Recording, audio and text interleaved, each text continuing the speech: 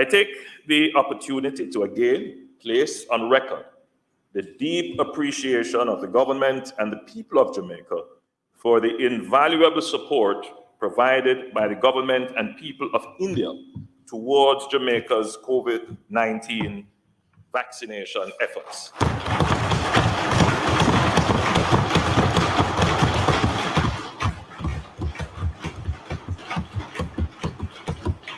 India was the first country to respond to Jamaica's urgent call for vaccines. I myself, Excellency, was amongst the first recipients of the dosage graciously provided by our Indian brothers and sisters.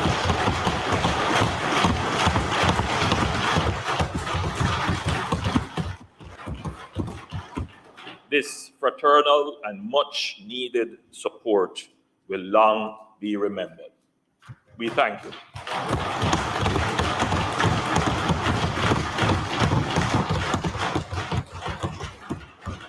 We have been beneficiaries of Indian know-how through courses and scholarships to build our human capacity and improve our knowledge base. There's also been significant support towards community development, including the approval by the Indian authorities in 2021 of a grant of US $1 million for the Kitson Town Development Project.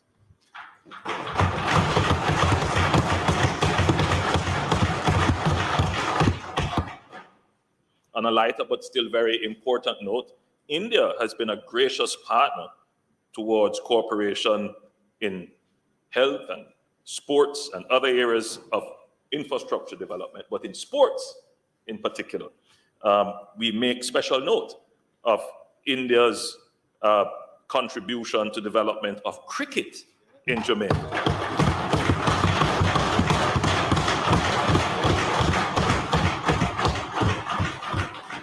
Including being instrumental in providing funding for the provision of floodlights at Sabina Park so that we could have night cricket.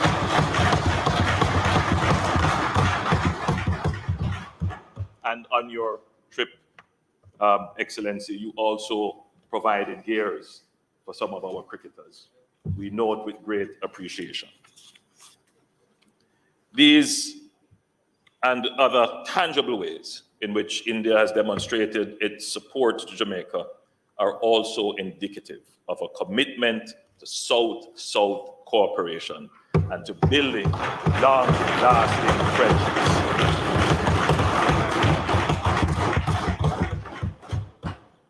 Madam Speaker, members, India has a proud tradition of providing stellar intellectual leadership globally. Your country, Mr. President, has been instrumental in deepening our understanding of and appreciation for the arts and sciences. India also stands as the birthplace of two major religions and multiple spiritual doctrines and philosophies that have influenced religious and cultural practices all over the world, including here in Jamaica. Modern India has therefore found its rightful place and is being appropriately recognized as a center of scientific and technological advancement, particularly in the areas of information technology, medicine, and agriculture. Through the astute leadership provided by Prime Minister Modi, who I consider a friend, India has successfully combined age-old and well-proven traditions and values with cutting-edge innovation, while simultaneously diversifying and expanding its outreach to create a dynamic, vibrant, and innovative society. Parliamentarians all, the government of Jamaica is committed to deepening its relations with India. We have done so through the establishment of the High Commission of Jamaica in New Delhi, which has been in operation since September 2020.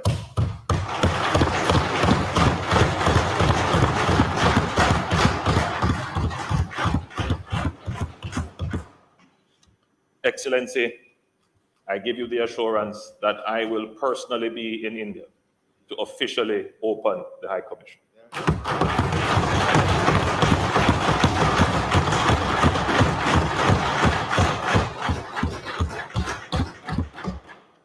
government will continue to work towards expanding the Jamaica-India partnership, which has been strengthened during President Kovind's visit.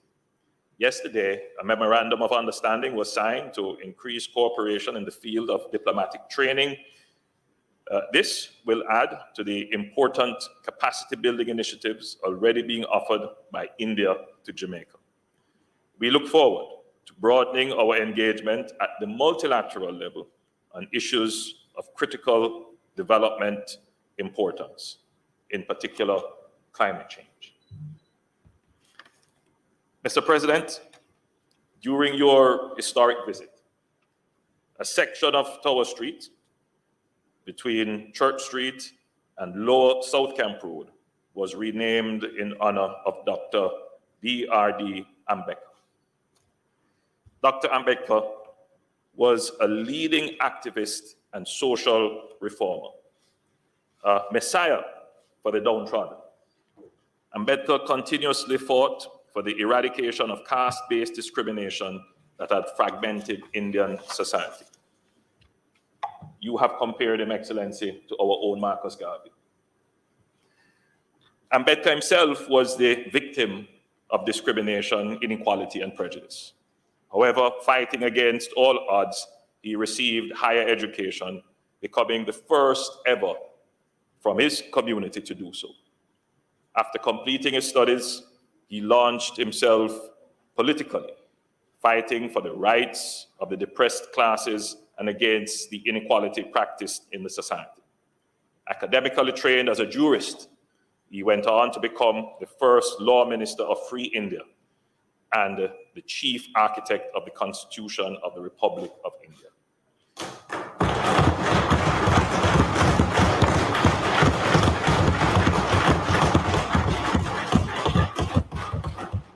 It is therefore fitting that a section of a road in the vicinity of our Supreme Court was renamed in his honor.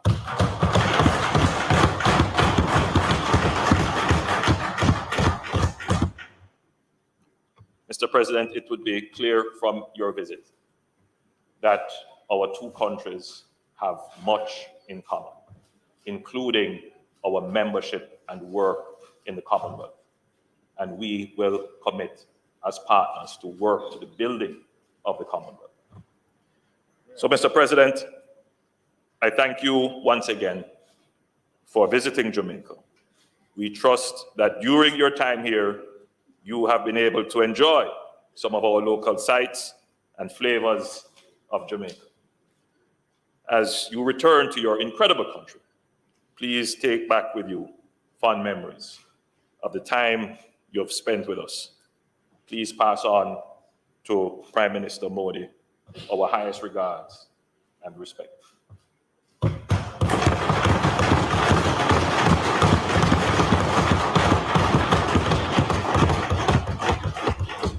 Mr. President, be assured of Jamaica's deepest respect and admiration.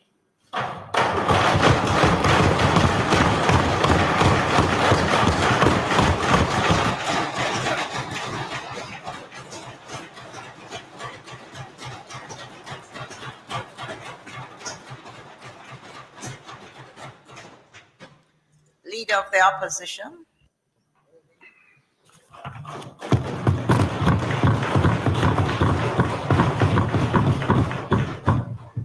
Thank you, Madam Speaker. Your Excellency, Sri Ramnath Kovind, First Lady, your delegation from the Republic of India, Prime Minister, parliamentary colleagues, ladies and gentlemen.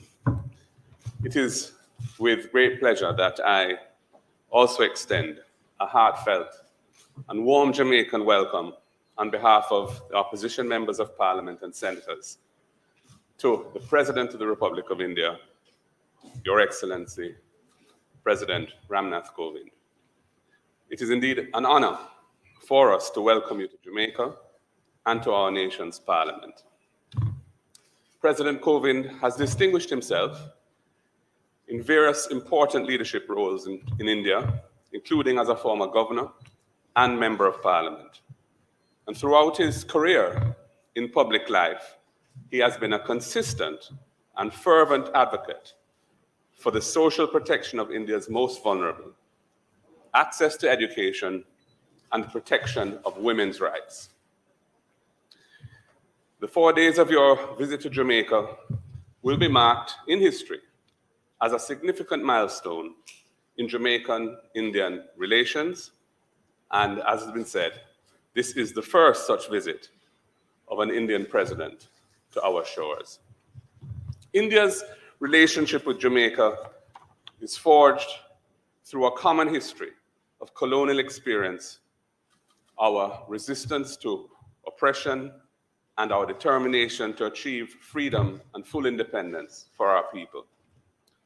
From cooking with curry to a passion for the game of cricket, Jamaica and India, which lie deep in the hearts of our respective peoples. And we are able to communicate easily because we use a common language.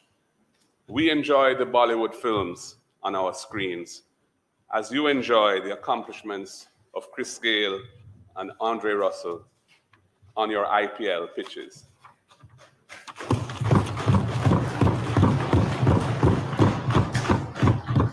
Our shared historic experiences have also resulted in our nations having in common many foundational characteristics, including commitment to the rule of law, a democratic system of government, the protection of human rights, and our membership of the Commonwealth.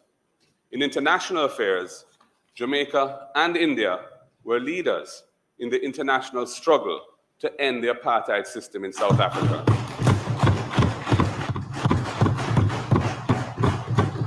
And both nations helped to forge an independent, non-aligned path for developing nations amidst the political polarization of the Cold War era.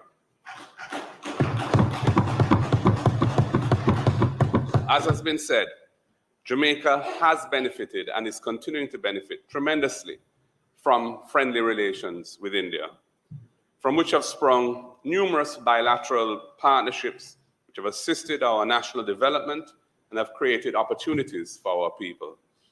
Over many years, India has demonstrated generous support for Jamaica and other states in the Caribbean and remains committed to the development of our region and fostering Commonwealth unity. Through the CARICOM Development Fund, India has invested in our economies, providing financial and technical assistance in critical areas such as renewable energy, physical infrastructure, and the development of our human resources. We note with admiration the rapid pace of India's economic development over the past 2 decades. And indeed, India is projected to have the fastest growing economy of any major economy in the world this year.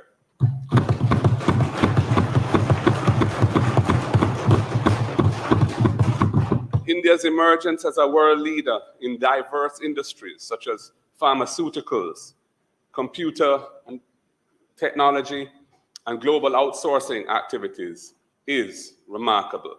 Your strategic investments in the education and training of your people have borne fruit, helping to drive your economy forward with a high level of global competitiveness and in emerging industries.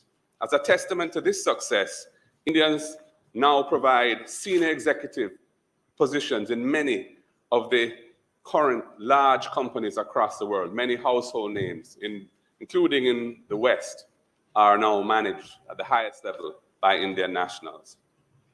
Of particular note is India's remarkable pace of adoption of a most profound digital transformation, which has effectively penetrated all levels of your population. It is driving efficiency in your economy. It is supporting the high levels of economic growth of which I spoke, and it is helping to uplift vulnerable and marginalized segments of your vast population. We salute you for your innovativeness.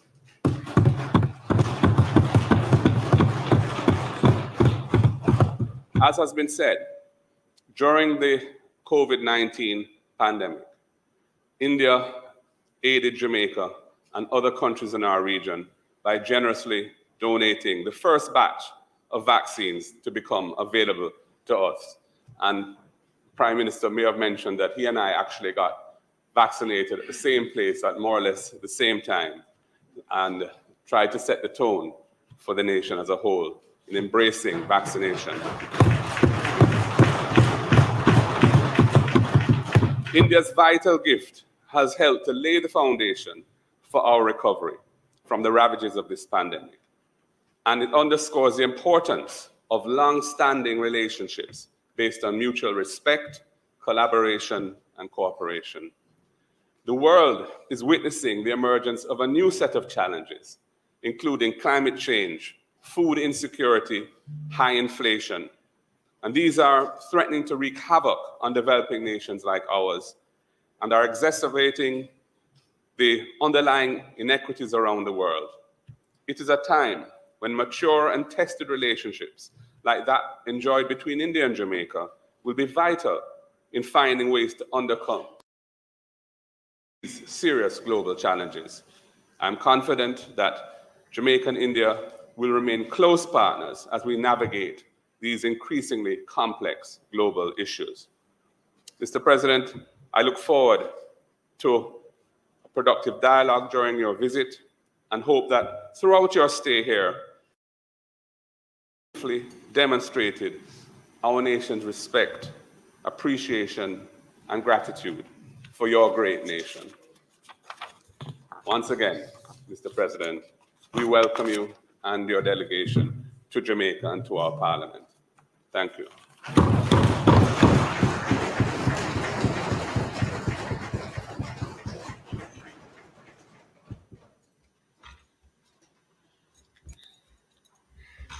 I now invite His Excellency Ram Nath Kovind, President of the Republic of India, to address this joint sitting of the Honorable Senate and the House of Representatives. His Excellency.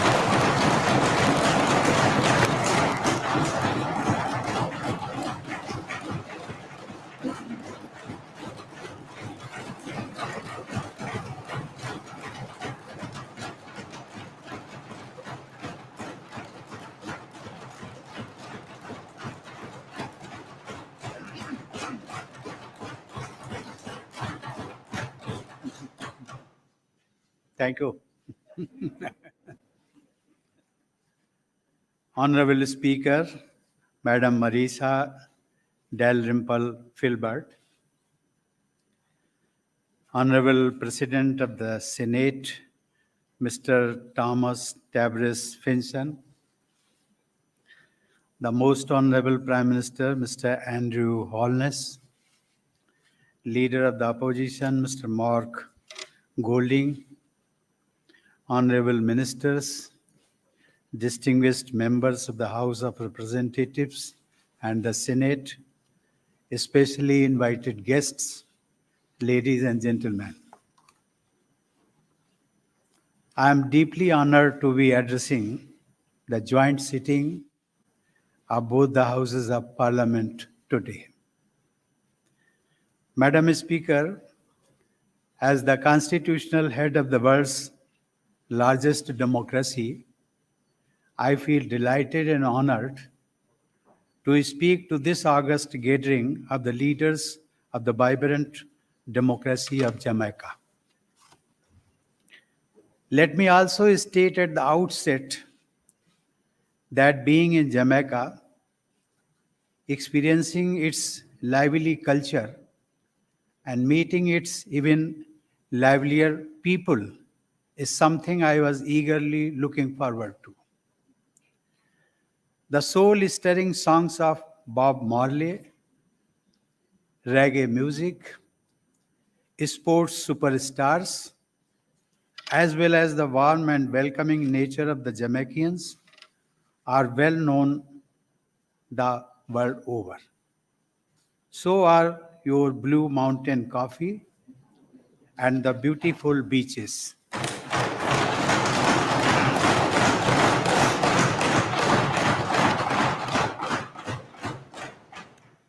Madam Speaker, 15,000 kilometers away from India, I feel very much at home before you.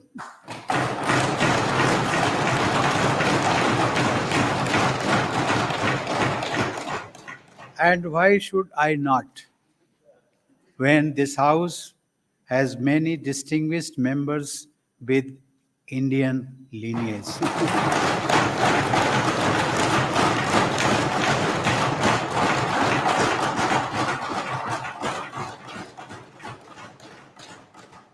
Jamaica has welcomed Indians with open arms and given them dignity and respect. As a result, not just politics, but business, music, sports, dress, and food have all witnessed rich Indian presence. Madam Speaker, I brought with me from India a sandalwood sapling and I planted it at the India Jamaica Friendship Garden in the Hope Botanical Gardens yesterday.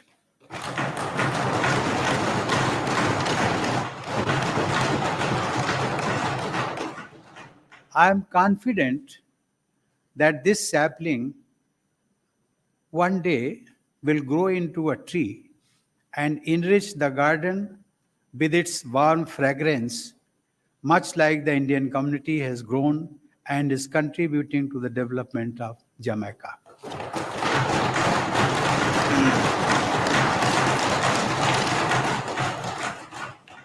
And yet, it is not only the Indian diaspora and the cultural bonds that bring our two countries together, but our belief in democracy and liberty also binds us together.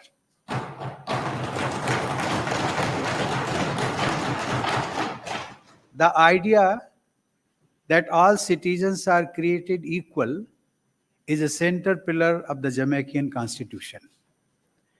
Our founding fathers, too, shared the same belief and sought individual liberty for every citizen in India.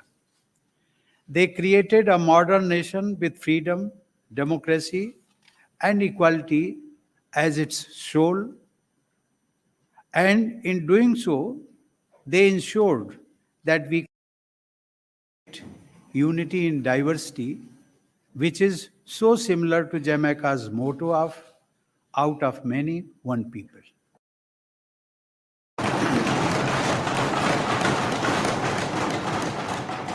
Thus, I stand here today not only as a visiting head of a state, but as a representative of a fellow nation with a shared tradition. Madam Speaker, yesterday I began my visit with paying my obeisance at the memorial of the Right Excellent Marcus Garvey. His pioneering leadership against injustice and discrimination has inspired generations across the globe, giving dignity and a better life to millions. Members and friends, in India, Dr. Baba Saheb Ambedkar, revered by the people, dedicated himself for the uplift of the downtrodden and eradication of social evils. He introduced the provisions for social empowerment in the Constitution and was rightly called the architect of the Indian Constitution. I feel grateful for the gesture of Jamaican government to name an avenue in Kingston after Dr. Ambedkar, which I inaugurated yesterday.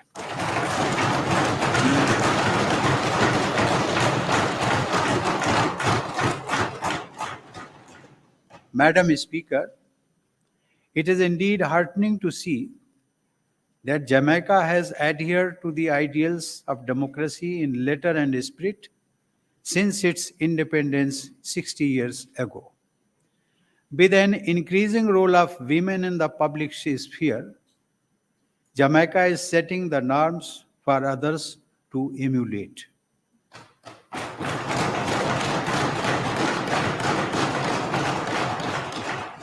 I would like to congratulate Jamaica for setting an example by appointing a female Chief of Defense Staff.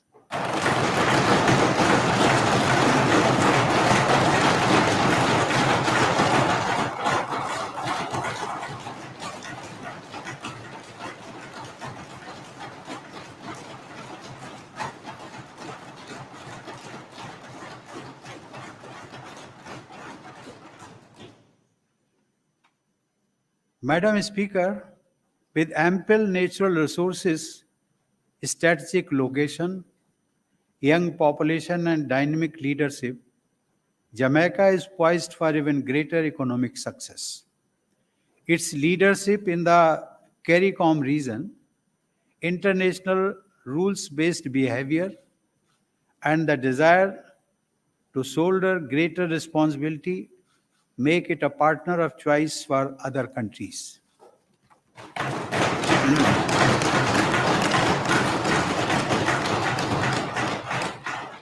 Members and friends, as the world recovers from the COVID-19 crisis, India is projected to grow at the fastest rate among all the major economies. We have increased agricultural productivity many times over since independence, becoming a net exporter of food grains. India is also known as the pharmacy of the world.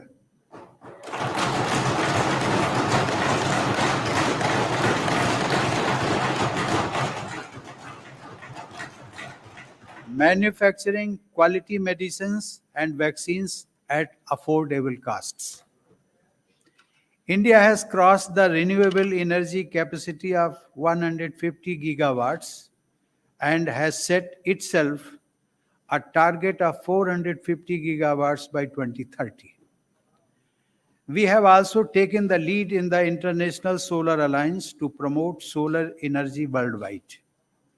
India's space program has made great advances. We are one of the select countries to send an orbital mission to Mars, in addition to regularly launching satellites for countries around the world. India is poised to become a knowledge economy that creates, disseminates, and utilizes knowledge to promote growth and development. Today, India and Indians are taking the lead in research and development on cutting-edge technologies like artificial intelligence, machine learning, and metaverse that form the basis of the fourth industrial revolution. India is also the hub of startups and innovative technologies and is among the top 3 countries having the largest number of unicorns. Madam Speaker, a special reference must be made to India's education sector, particularly its world-renowned institutes of excellence, with many of the alumni of the prestigious Indian Institutes of Technology and Indian Institutes of Management, heading the largest businesses and technology companies of the world.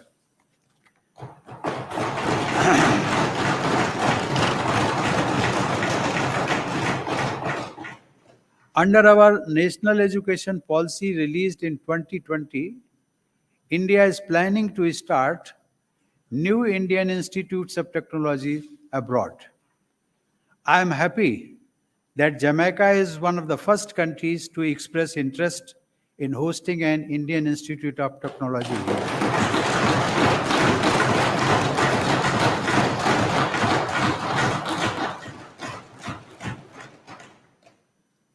The national education policy has also opened up specialized technical courses in premier Indian colleges and universities for foreign students. Jamaican students should take advantage of this opportunity by studying at some of the best institutions respected globally, charging only a fraction of the cost compared to Western institutions.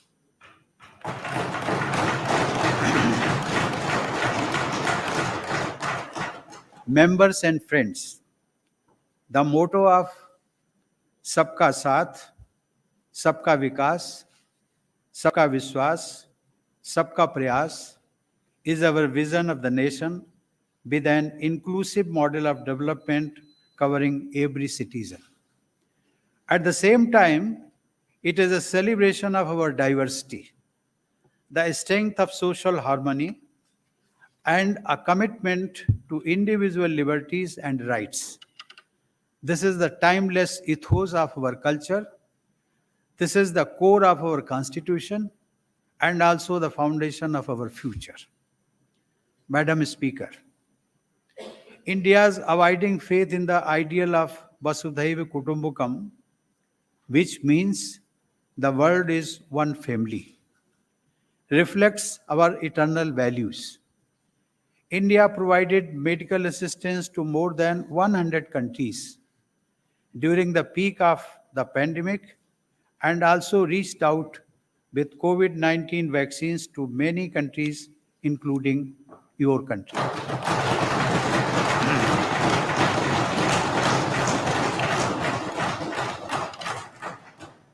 Madam Speaker, Jamaica's strategic position in the vicinity of some of the largest global economies and its talented pool of English-speaking youth provide it with an excellent opportunities to become a knowledge highway and benefit from the fourth industrial revolution.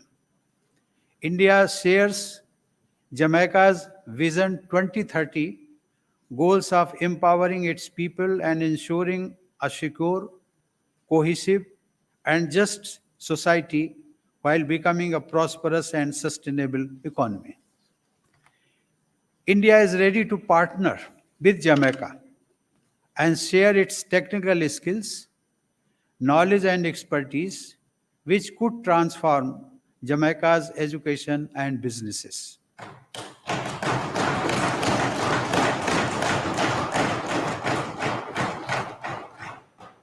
Top Jamaican businesses already source software and take backroom technical support from technology companies based in India. India and Jamaica are already cooperating under the International Solar Alliance for reducing the carbon footprint. There is also great potential for partnering in the railways and the agriculture sectors, which are among India's strength. For a country with less than 3 million people, it is amazing to see Jamaica's dominance in athletics at the Olympics, World Championships, and other premier sporting events.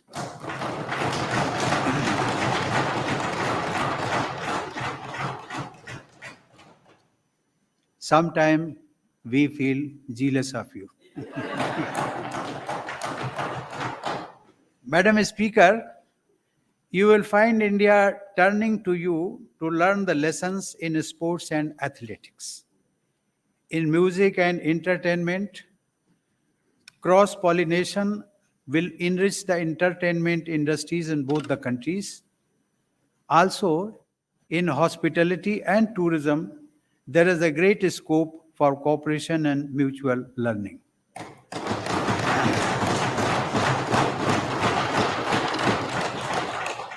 Members and friends, I am confident that our convergences and complementarities will be mutually beneficial. As we celebrate the completion of 60 years of our diplomatic relations, let us derive inspiration and strength from our growing partnership, our foundational principles, and shared values. Let us continue to work together to convert our shared ideals into practical cooperation and to create a more equitable world order.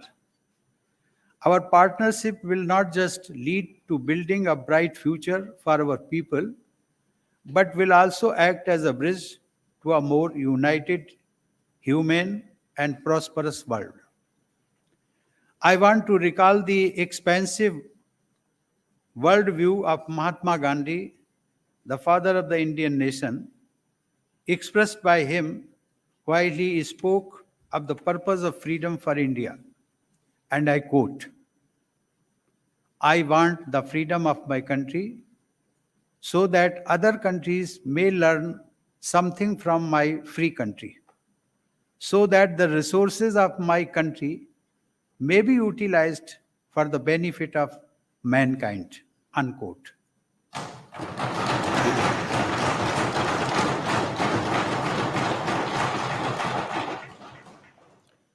With these words, I thank Madam Speaker for giving me an opportunity to address this august house. It was a pleasure to share my thoughts with you all. I wish that the people of our great democracies reach new heights of friendship, cooperation, and prosperity. Thank you.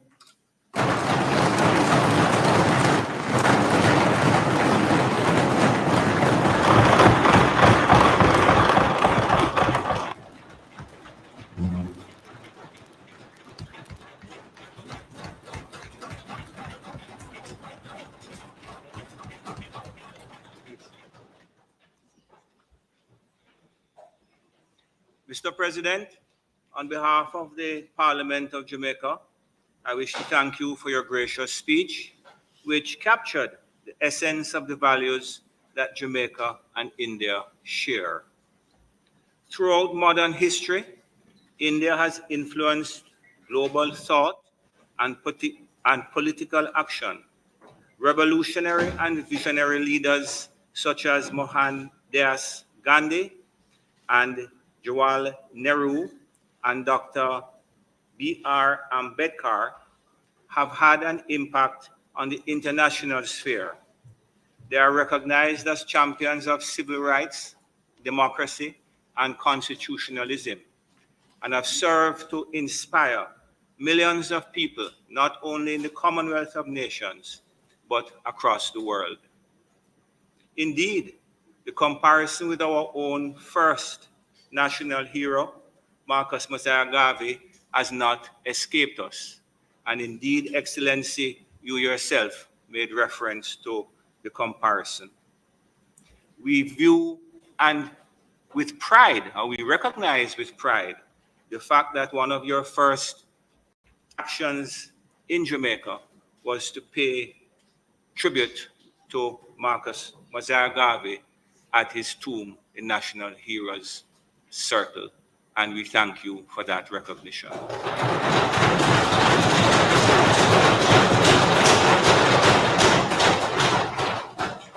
India's position as an emerging global superpower and a giant in science and technology is an example for Jamaica and other developing countries, and is also a testament to the drive and determination of the Indian people. The people of India have contributed significantly to the culture of Jamaica, and this historical connection between our two countries can only be strengthened through our continued cooperation in the fields of technology, culture, and health, and our ongoing association in matters of parliamentary affairs and democracy.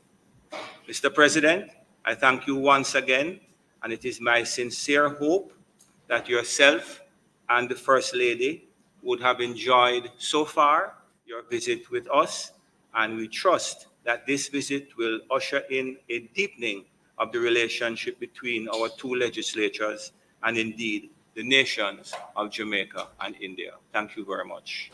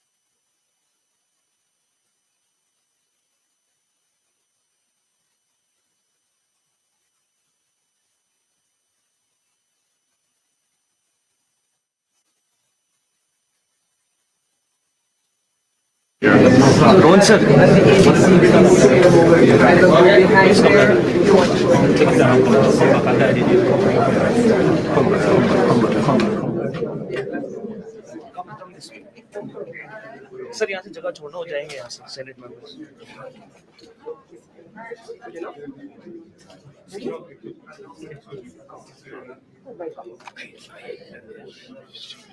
Mr. President, I want to present to you the leader of government visiting the House of the Minister of Tourism, Honorable Edmund Martin.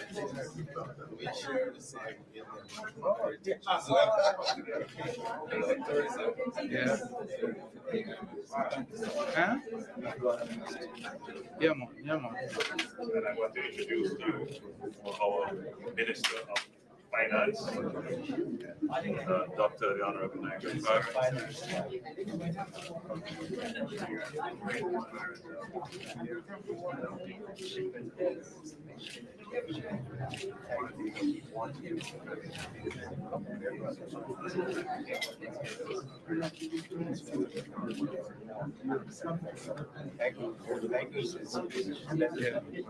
want to introduce you a very special lady.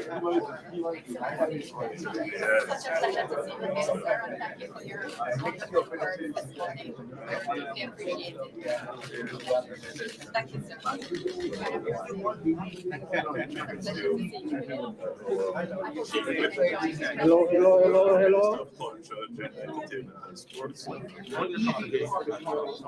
Hello, Mr. Hello.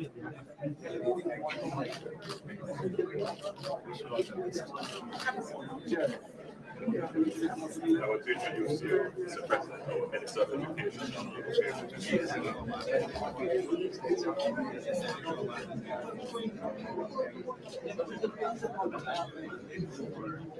I want to introduce to you one of our senior ministers in parliamentarian, Honorable Minister of Transport and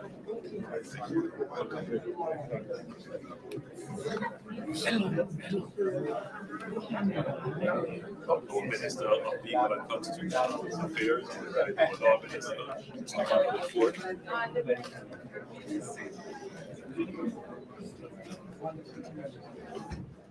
To introduce you, Minister in the Office of the Prime Minister responsible for information, Honorable Robert Morgan. To introduce you, Minister Darrell Bars, Minister of Science, Energy, and Technology.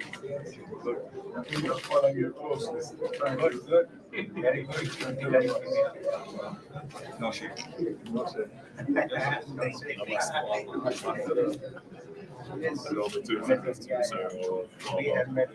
Yes, no Minister of Investment, Commerce,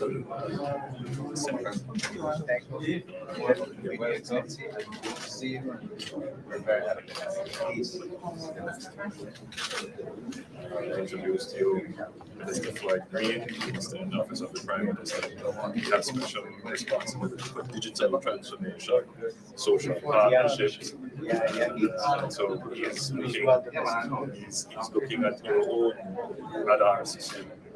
There's a lot. I introduce you our Minister of Justice, senior member of the government, senior parliamentarian, Honorable Edmund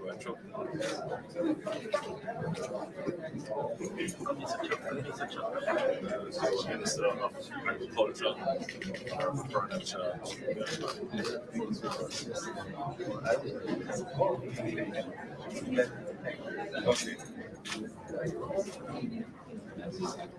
Introduce you one of our senior parliamentarians, former mayor of Kingston and St. Andrews, Minister of Local Introduce you our Minister of State, Agriculture, Mr. Frank Whittle. Sometimes I need to go down the station to like the departure.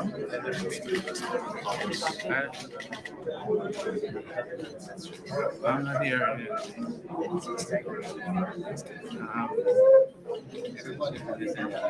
Yeah. And? And? Go ahead. Olympian. She run run very fast. But medals first. Yeah.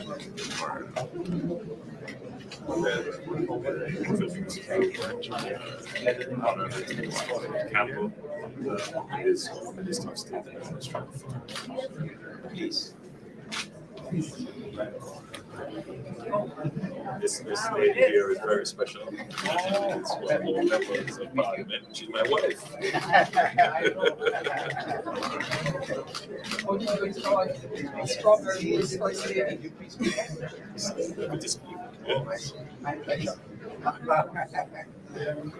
All right. Jason? Jason? Not here now. Yes, here now. Yeah. After flight green. Flight green.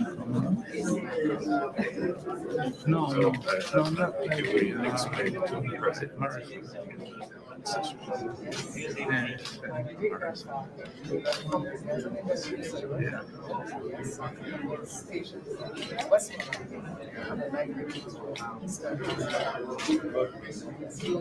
Even have face symbols.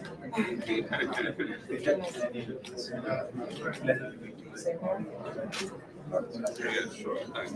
Inside state. So these are our Inside Yes, state. this is Senator Floyd Morris. Inside My neighbor and a major disabilities campaigner. He's blind individual. He's on the UN committee that oversees the UN Convention for Persons with Disabilities. And within this, Senator Denise Allen, who is our spokesperson for tourism. I'm not hearing you. Yeah. Here is our young senator. And she visited India recently, didn't you? Gabriella, she was one of the who recently went in. Gabriella Morris. No, it's not a minimum. All right. But it's pretty young. She came in at 23. Yeah. Yeah. Okay, yeah. Will do. Okay. This is one of our senior parliamentarians, Senator Donna Scott Motley.